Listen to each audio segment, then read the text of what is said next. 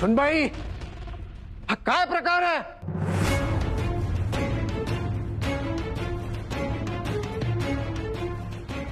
आम्हाला हे अजिबात आवडलेलं नाहीये.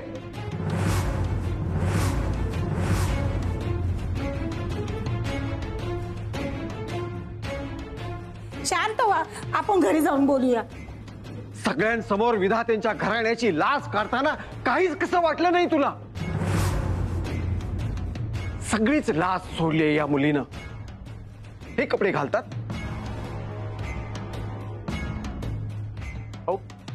तो ड्रेस त्या पुरस्कार सोहळ्याचा ड्रेस कोड आहे, त्यांनीच दिला तिला घालायला. हे कपडे देताना आयोजकांना आणि ते घालताना हिला लाज कशी वाटली नाही? एक मिनिट, हे काय बोलताय तुम्ही? तुम्ही आमची लाज काढू नका. हा आमच्या संस्थेचा कार्यक्रम आहे. आम्ही इथे काय करायचं आणि काय नाही करायचं ते आमचं आम्ही ठरवू. मी आज्य सासरा आहे हिचा. ही नाच सून आहे माझी. अहो, हे कसं शक्य आहे? यांचं अजून लग्नच झालं नाही तर आजे सासरे कुठून आले?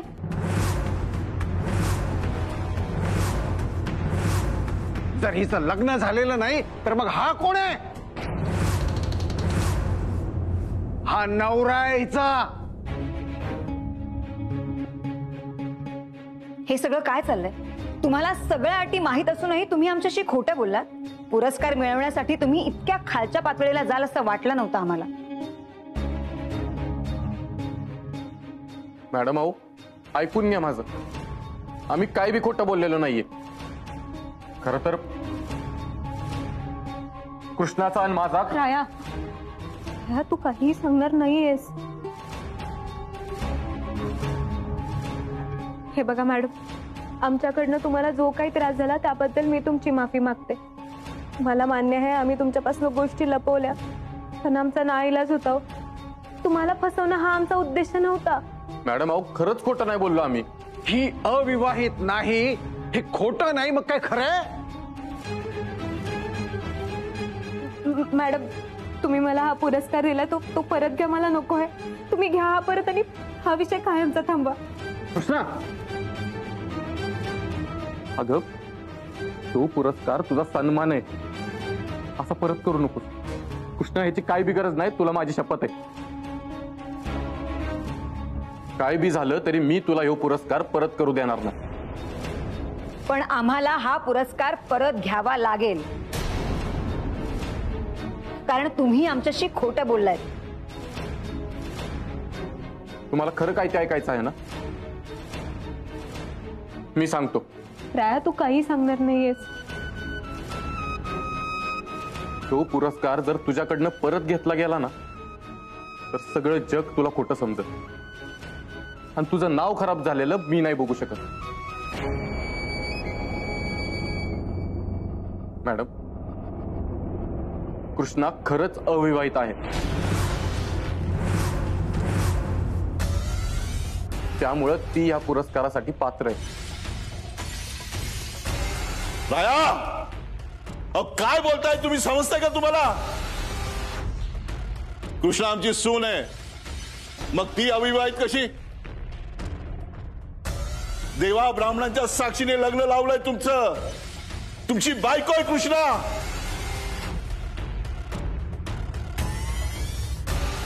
आहे नाही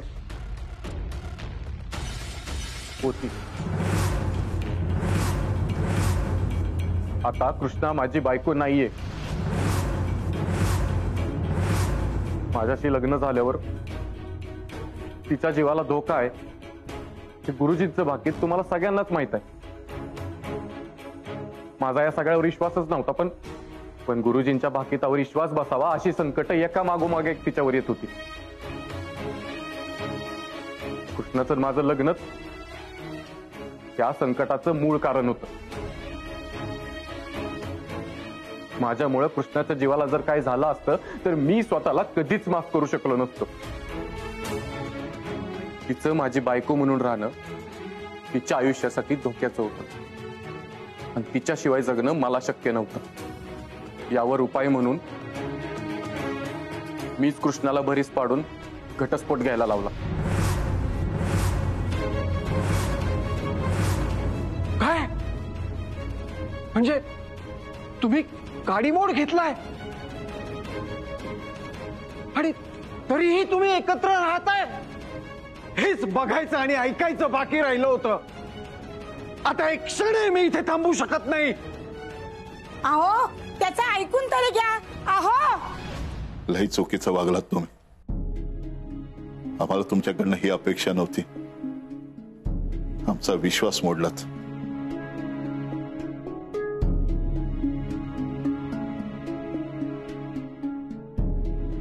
राया, म्हणजे आम्ही तुम्हाला खरं बोलण्याच्या लायकीचे पण नाही वाटले का?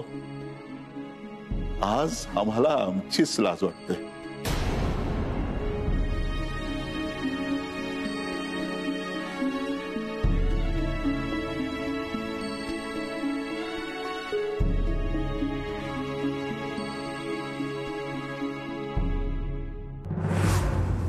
आज कुठं माझ्या जीवाला शांती मिळाली बघ. मी म्हंटल होतं ना कृष्णा लवकरच घराबाहेर जाणार म्हणून.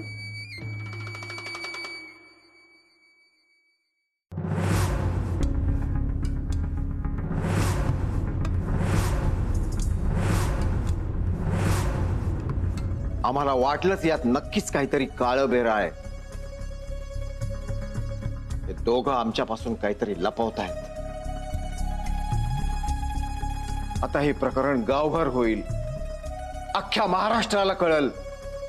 काय इज्जत राहिली विधात्यांच्या घराची? विधात्यांच्या नावाला बट्टा लावलाय या दोघांनी.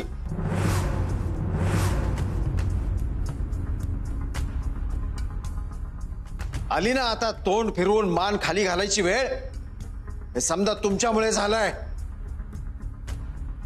घरच्या बायकांना गरजेपेक्षा जास्त सूट दिल्यावर काय होतं पाहिलं ना तुम्ही? तुम्हाला माझंच तोंड दिसत होतं ना. काय म्हणत होता तुम्ही? नवे विचार, काळाबरोबर बदललं पाहिजे. हे असं बदललं पाहिजे? बोला ना आता. होय, मामांजी म्हणतात ती खरंच. आता समधीकडे कळलंय. समधी लोक तोंडात शान घालतील. आणि तसं बी मला यांच्यावर संशय होता, पण माझा विश्वासच बसत नव्हता या समध्या गोष्टीवर. आणि काय जरी झालं तरी मी आश्रित आहे ह्या घरात आणि ही सून आहे. मी जर हिच्यावर आरोप केलं तर मीच वाईट होयाची, म्हणून मी काय बोलली नाही. घटस्फोट घेऊन एकत्र राहणं, घरच्यांपासून सगळं लपवणं, हे सगळं फार चुकीचं आहे राया. म्हणजे मला माहिती आहे माझा काहीच अधिकार नाहीये या विषयावर बोलायचा, पण मला खूप मोठा धक्का बसलाय. काही सुचत नाहीये मला बोलायला. हे सगळं आपल्या संस्कृतीत नाही बसत राया. ऐकताय ना राया, तुमच्या समोर मान वर करून बघायची कोणाची हिंमत नव्हती. तुमचा एक निर्णय चुकला. आणि बघा कुणाचं आणि काय काय ऐकावं लागतं ते तुमच्यामुळं आमचे आणि आमच्या संस्कारांचे वाभाडे काढले जात आहेत. हा निर्णय घेण्यापूर्वी एक शब्द विश्वासानं आमच्याशी बोलावं असं सुद्धा वाटलं नाही तुम्हाला? आणि कृष्णा, आमच्या स्वतःच्या रक्तापेक्षा आम्ही तुमच्यावर जास्त विश्वास ठेवला. ह्या सगळ्यात कृष्णाची काही बी चूक नाही. तिला नका दोष देऊ. मीच तिला घटस्फोट घ्यायला भाग पाडलं. आमच्याकडे दुसरा काय पर्यायच नव्हता. घटस्फोट घेऊनही तुम्ही एकत्र राहताय, हे फार मोठं पाप करताय तुम्ही. तुमच्यासारख्या नात्यांची किंमत नसलेल्या आणि ते कसंही वापरणाऱ्या माणसांचा तिटकार आहे मला. अशा संस्कारहीन विकृत माणसांशी बोलायची ही इच्छा होत नाही माझी. असं वाटतं यांना भर चौकात उभं करून चापकाचे फटके द्यावेत.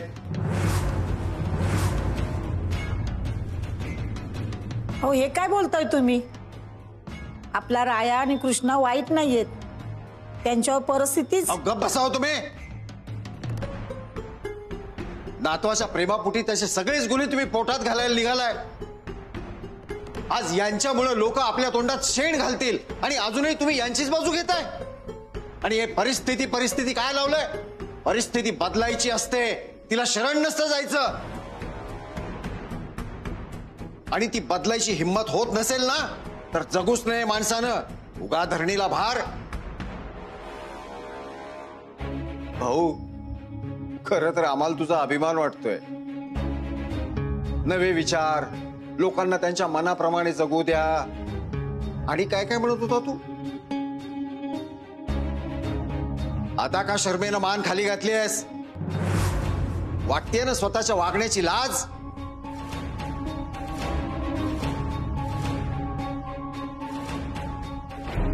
वाटते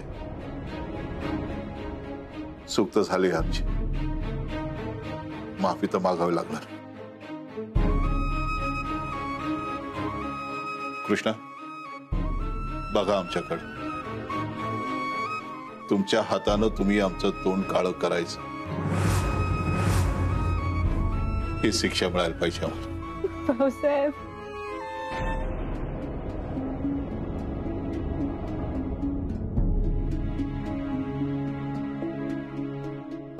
मी हात जोडतो तुमच्या पुढं.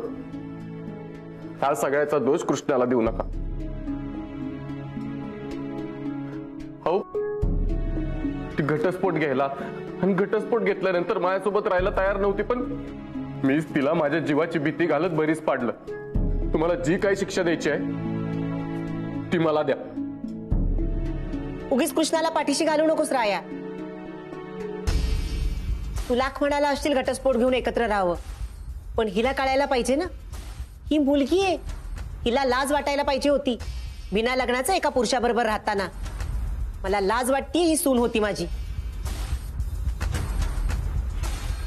ही समद हिने पुरस्काराच्या पैशासाठी केले. हिच्यासारखी गरीब माणसं पैशासाठी कुठल्या कुठल्या थराला जाते. गुली मावशी, तोंड सांभाळून बोल. आणि तुम्ही आवाज खाली करून बोला. या घराण्याची अब्रू धुळीला मिळवली ते मिळवली, आणि या घरातल्या माणसांवरच आवाज चढवून बोलताय. चालते व्हा इथून. या घरात राहायचा तुम्हाला अधिकार नाही. तुमच्या पापाची शिक्षा तुम्हाला मिळालीच पाहिजे. चला, निघा निघा. अहो, थांबा. तुम्ही कुठेही जायचं नाहीये. फुलाबाई, तुमची हिम्मतच कशी झाली आम्ही यांना घरातून बाहेर काढल्यानंतर थांबवायची? अहो, तुम्ही यांना समजून का नाही घेत? यांनी काय बी मुद्दा म्हणून नाही केलंय. यांचा नाईलाज होता, दुसरा कुठला पर्यायच नव्हता यांच्याकडं. संस्कृतीला काळीमा फासणारा असला पर्याय निवडण्यापेक्षा हे मेले असते तरी चाललं असतं. यांनी घटस्फोटासारखी एवढी मोठी गोष्ट घरच्यांपासून लपवली. खोटे खोटे नवरा बायको म्हणून वागले. घरची सून नसताना सुनेचे सगळे अधिकार घेतले. हे अत्यंत निंदनीय आहे. यांनी मला त्यांच्या घटस्फोटाबद्दल सांगितलं होतं. हे पहा, उगाच त्यांना वाचवण्यासाठी खोटं खोटं बोलू नका. तुम्हाला माहिती आहे आम्हाला खोटं आवडत नाही ते. अहो, मी खोटं बोलत नाहीये. तुमची शपथ घेऊन सांगते, मला हे समज यांनी सांगितलं होतं. गुरुजींनी रायाची पहिली बायको जगणार नाही असं भाकीत केलं होतं. कृष्णाचं रायाशी लगीन झाल्यावर तिच्यावर एकामागोमाग एक संकट येत होती. राया दरवेळी तिला संकटातून बाहेर काढत होता. जेव्हा गुरुजी म्हणालं मृत्यू अटळ आहे, तेव्हा रायाकडं दुसरा पर्याय नव्हता. कृष्णासोबत काडीमोड घेणं हेच तिचा जीव वाचवण्यावर उत्तर होतं. कारण सापडलं म्हणून गुन्हा कमी होत नाही, आणि यांना घरात राहता येणार नाही हा आमचा निर्णय झालाय. अजून आम्ही आमचा निर्णय सांगितला नाहीये.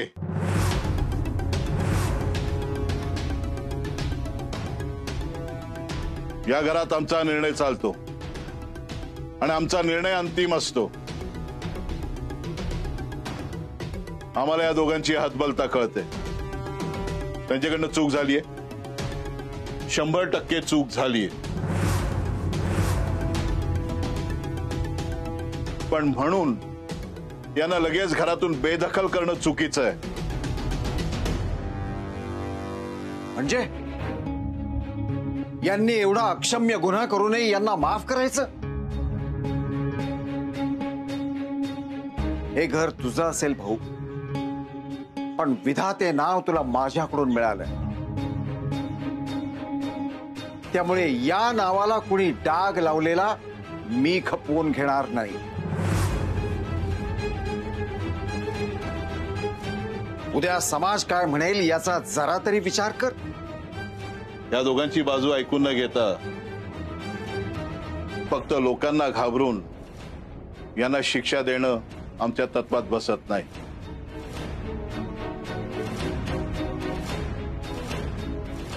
राया कृष्णा, घरात या. राया कृष्णा, आम्ही शेवटचं सांगतोय, घरात या.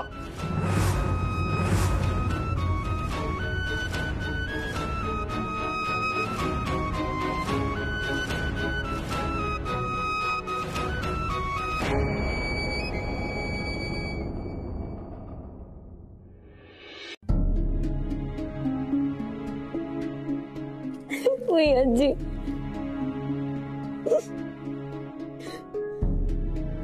नको रडू पोरी, समज व्यवस्थित होईल.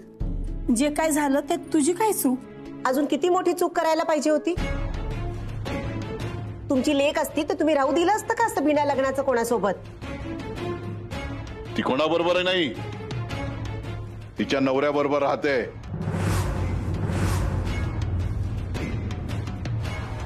अहो पर आता त्यांचा घटस्फोट झालाय म्हणल्यावर त्यांचं नवरा बायकोचं नातं संपलं ना. तुम्ही खूप मोठी चूक करता यांच्या चुका पोटात घालून. अजून तरी आम्ही भानावर राहून निर्णय घेतोय. आमचं भान आणि तोल जाईल असं वागू नका. रायकृष्णा, आम्हाला नंतर याविषयी तुमच्या बरोबर बोलायचंय. तुम्ही तुमच्या खोलीत जा. पोरी जा, स्वतःला सावर, आराम कर खोलीत जाऊन.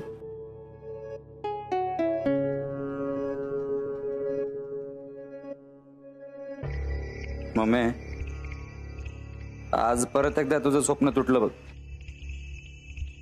थांबा.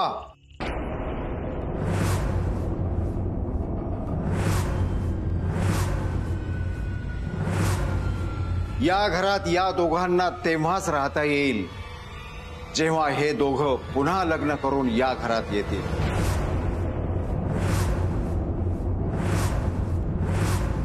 ते शक्य नाहीये दादासाहेब.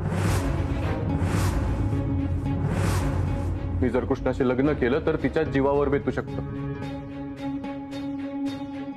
तुमचं लग्न न करता एकत्र राहणं या घराण्याच्या इज्जतीवर बेतू शकतं. त्यामुळे तुम्हाला लग्न करावंच लागेल, नाहीतर या घरावर पाणी सोडावं लागेल.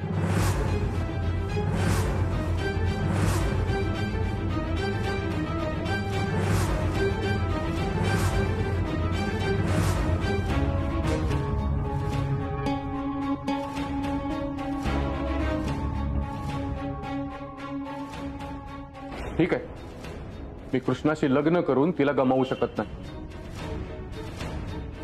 त्यामुळे या जन्मात तरी माझं कृष्णाशी लग्न होणं शक्य नाही. मी या घरावर पाणी सोडायला तयार आहे.